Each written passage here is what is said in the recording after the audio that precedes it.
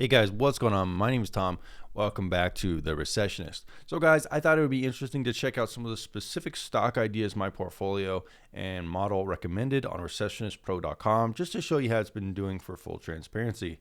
Now, for the most part, my safe automated portfolio idea has been doing around 2.9%, which is actually better than the S&P 500 since around November, early December when the model was created. So that's for people who don't really want to trade stocks like week to week, or they just kind of want to put it in and wait.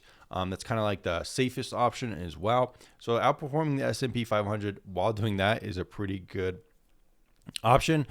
So guys, we're going to be taking a look at some of the specific stocks my model recommended on my website, recessionistpro.com. We have a full list of them, but let's go ahead and take a look at some of them.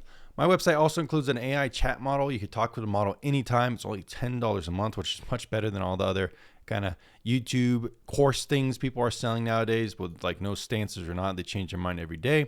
Here on my channel, we've been convinced the recession is happening since early December, and we haven't changed our mind at all. In fact, the model is only predicting more and more risk as time goes on.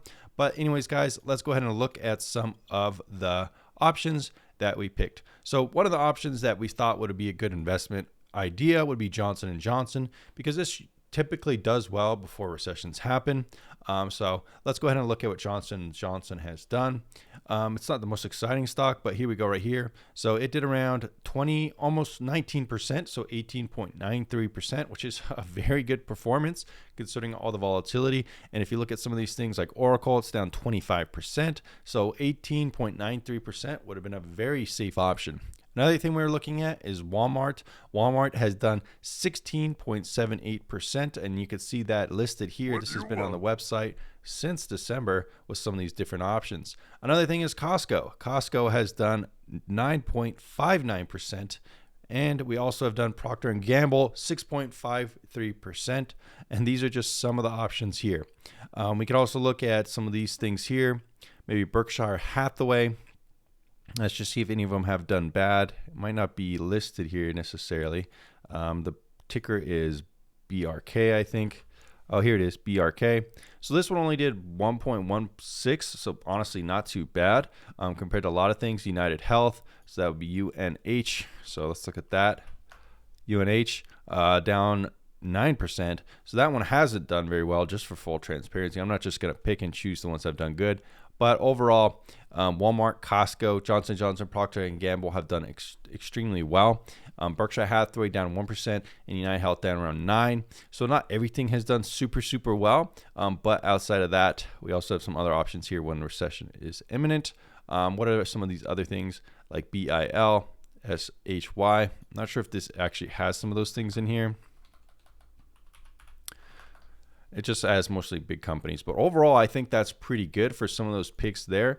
Johnson & Johnson would have been the one to go to, but honestly, out of all these picks here, 1, 2, 3, 4 did extremely well. Berkshire Hathaway kind of negligible, and we had one bad pick for United Healthcare.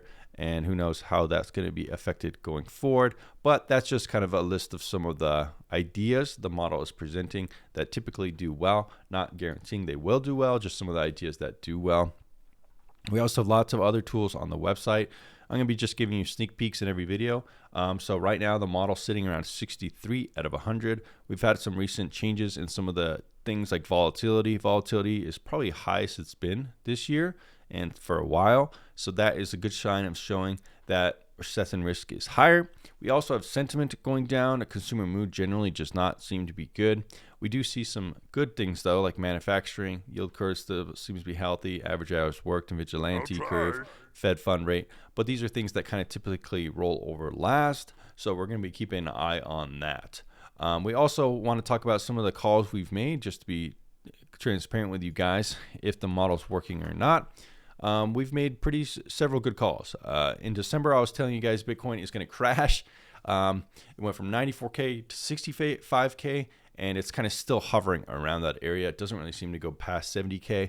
Honestly, my prediction, if we do go into recession, it could go as low as 15 to 20K. So keep a lookout for that. Most people, I haven't really seen one person calling for that unless people hate Bitcoin. I don't hate Bitcoin.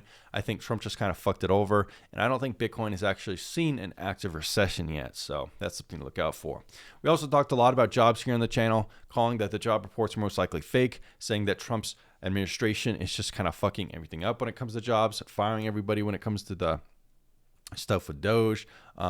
And jobs overall are just way, way worse than being reported. It could even be fake data from the government. Who really knows at this point? But the fact that they revised it from 800K jobs is just crazy.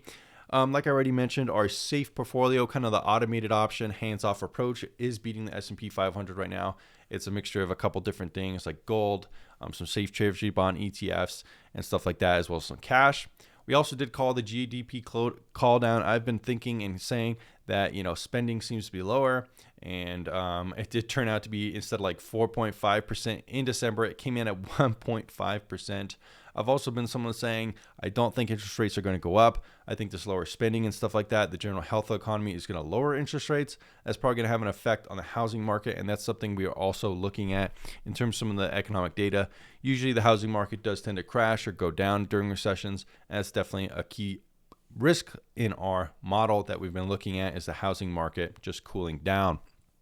Some of our defensive gains, like I said, some of those picks like Johnson & Johnson did really well. So that's something to kind of look at. We also saved around 15 to 40% losses. Some things like Oracle are down like crazy. Microsoft, some of those big tech heavy stocks as well. So anyways, guys, let me know what you think down in the comments down below, and I'll see you again very soon.